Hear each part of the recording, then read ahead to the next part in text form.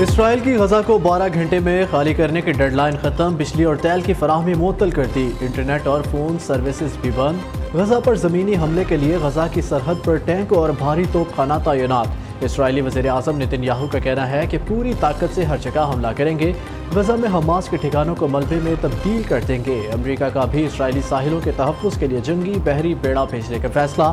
امریکی وزیر دفاع لائیڈ آسٹن کا کہنا ہے سیکیورٹی امداد کی فراہمی آج سے شروع ہو جائے گی۔ دوسری طرف فلسطینی صدر کا عوام کو اسرائیلی دہشت گردوں کا ڈٹ کر مقابلہ کرنے کا پیغام۔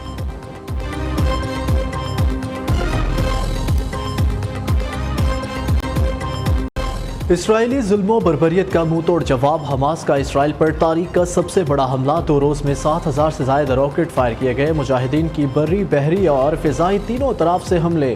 حماس کے بعد حزب اللہ اور الفتح بھی میدان میں، تل ابیب پر مزید 150 راکٹ فائر کر دیے۔ اسرائیلی کمانڈ سمیت 700 سے زائد ہلاک، 2200 سے زائد زخمی۔ حزب اللہ کا مقبوضہ شیبہ فوربس میں 3 اسرائیلی فوجی چوکیوں کو نشانہ بنانے کا دعویٰ، درجنوں راکٹ اور گولے 3 اسرائیلی اہداف پر داغے گئے، کئی ٹینکس تباہ، متعدد اسرائیلی فوجی گاڑیوں پر قبضہ کر لیا۔ حماس نے متعدد صہیونی فوجیوں اور شہریوں کو یرغمال بھی بنا لیا۔ دوسری جانب صہیونی فورسز نے رہائشی علاقوں پر درجنوں بم گرا دیے، 480 فلسطینی شہید، 1900 سے زائد زخمی، شہداء میں 78 خواتین اور 41 بچے شامل۔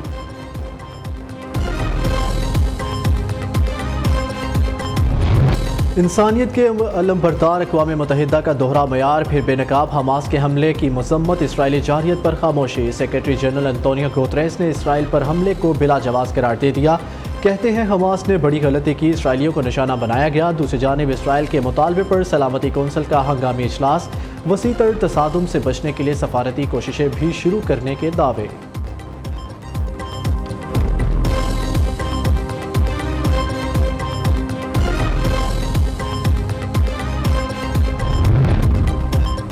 یورپی یونین کی صدر کو اسرائیل کی حمایت کرنا مہنگا پڑ گیا، یورپی یونین کونسل کی رکن نے ہی شٹ اپ کال دے دی۔ یورپی یونین کی صدر ارسولا وین ڈیر لائن نے سوشل میڈیا پر یورپی کمیشن کے صدر دفتر کی عمارت پر اسرائیل کے پرچم کی تصویر بھی شیئر کرتے ہوئے لکھا تھا کہ یورپی یونین اسرائیل کے ساتھ کھڑا ہے۔ یورپی کمیشن کی آئرش رکن کلیئر ڈیلی نے پوسٹ پر کیپشن کر کے لکھا کہ آپ خود کو کیا سمجھتی ہیں، آپ غیر منتخب ہیں، آپ کو خارجہ پالیسی کے تعین کا اختیار نہیں، یورپ اسرائیل کے ساتھ نہیں کھڑا، ہم امن کے لیے کھڑے ہیں۔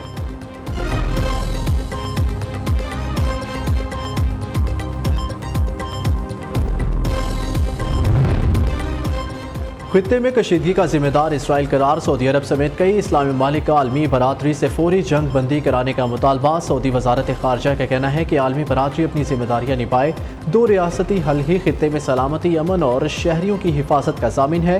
عمان کا بھی بین الاقوامی برادری سے عالمی قوانین کے تحت کشیدگی رکوانے کا مطالبہ۔ قطر نے اسرائیل فلسطین کشیدہ صورتحال کی مذمت کرتے ہوئے تمام تر ذمہ داری نیتن یاہو انتظامیہ پر عائد کر دی۔ فلسطینی اور اسرائیل کے درمیان بڑھتے تشدد اور کشیدگی پر چین کو بھی تشویش، فریقین سے صبر و تحمل کا مظاہرہ کرنے کی اپیل۔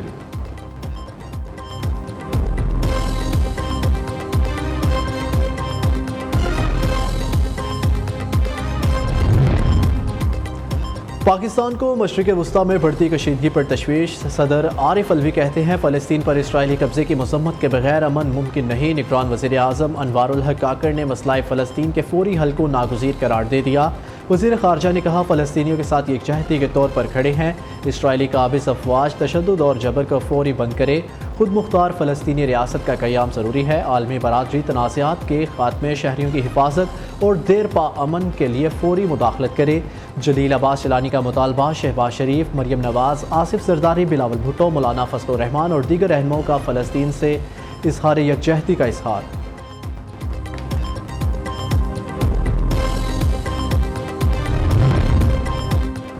ظلم کا پرچم سرنگوں نہتے کوے کا، ظالم اسرائیل کے خلاف خاموش احتجاج، بے زبان پرندے نے اسرائیل کے جھنڈے کو چونچ سے اتار کر نیچے پھینک دیا۔ حماس کے حملے کے بعد کوے کی ویڈیو ایک بار پھر سوشل میڈیا پر وائرل۔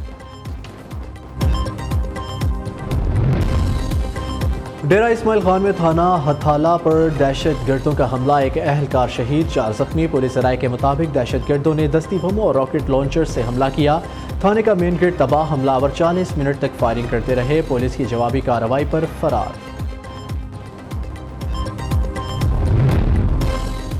الیکشن کمیشن کا سیاسی جماعتوں سے حتمی ضابطہ اخلاق پر مشاورت کا فیصلہ۔ ذرائع کے مطابق چیف الیکشن کمشنر کی زیر صدارت اجلاس میں سیاسی جماعتوں سے مشاورت کے بعد حتمی ضابطہ اخلاق جاری کیا جائے گا۔ تمام پارلیمانی سیاسی جماعتوں کو بدھ کے اجلاس کے لیے دعوت نامے ارسال کر دیے گئے۔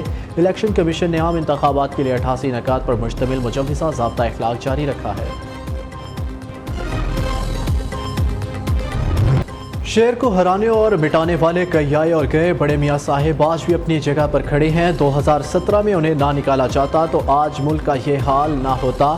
نواز شریف کے بغیر پاکستان اور عوام رل گئے، وہ آئیں گے تو ملکی حالات بہتر ہوں گے۔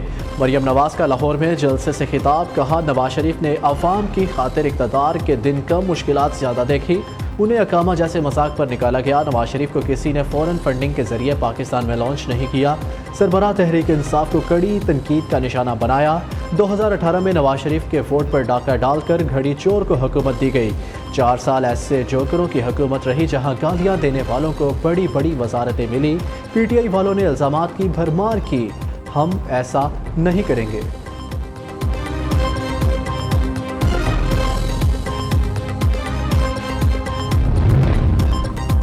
نواز شریف نے وطن واپسی کے لیے اڑان بھر لی، لندن سے سعودی عرب کے لیے روانہ۔ قائد نون لیگ سعودی عرب میں 4 سے 5 دن کا ایام کریں گے۔ سعودی ولی عہد محمد بن سلمان سے اہم ملاقات متوقع، پہلی اور آخری ترجیح معیشت کی بحالی ہے۔ ترقی کا سفر وہیں سے شروع ہوگا جہاں ختم کیا گیا تھا۔ نواز شریف کی روانگی سے قبل میڈیا سے گفتگو، کہا عوام ووٹ کی طاقت سے احتساب کریں گے، پاکستان کو معاشی میدان میں مستحکم کرنے میں سب کو کردار ادا کرنا ہوگا، ترقی و خوشحالی میں رکاوٹ بننے والوں کو کبھی معاف نہیں کریں گے۔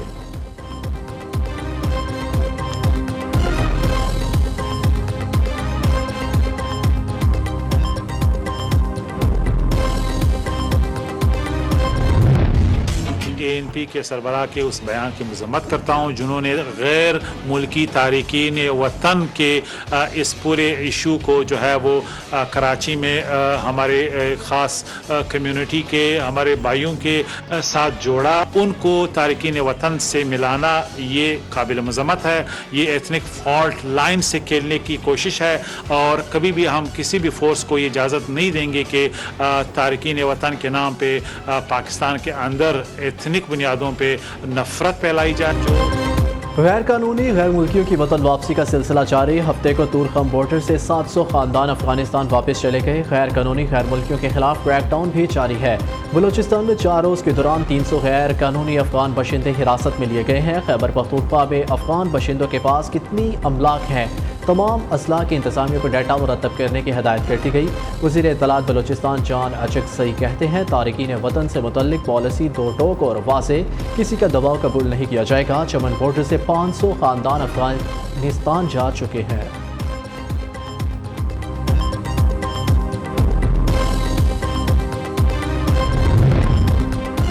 50,000 روپے سے کم تنخواہ والوں کے لیے اچھی خبر، ورلڈ بینک نے ٹیکس لگانے کی سفارش واپس لے لی۔ سفارش 2019 کے اعداد و شمار پر مبنی تھی جسے حالیہ مہنگائی اور لیبر مارکیٹ میں حالات کی روشنی میں اپ ڈیٹ کرنے کی ضرورت ہے۔ عالمی بینک نے اپنی پوزیشن واضح کر دی۔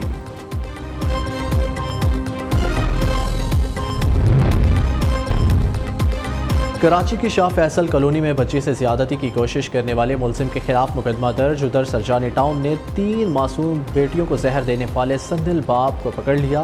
نیو کراچی صنعتی ایریا میں پولیس مقابلہ، ملزم زخمی حالت میں گرفتار۔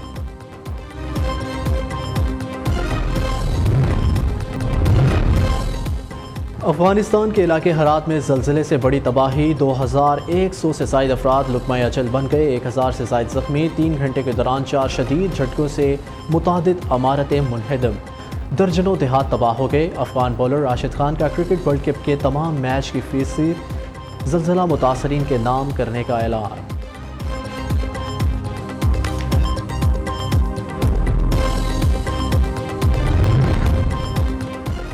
سرفرنگا گولڈ ڈیزرٹ جیپ ریلی کا رنگا رنگا میلہ ختم، پری پیڈ کیٹیگری میں عادل نئی مرد میدان قرار، خواتین میں گل نسرین نے پہلی پوزیشن حاصل کر لی۔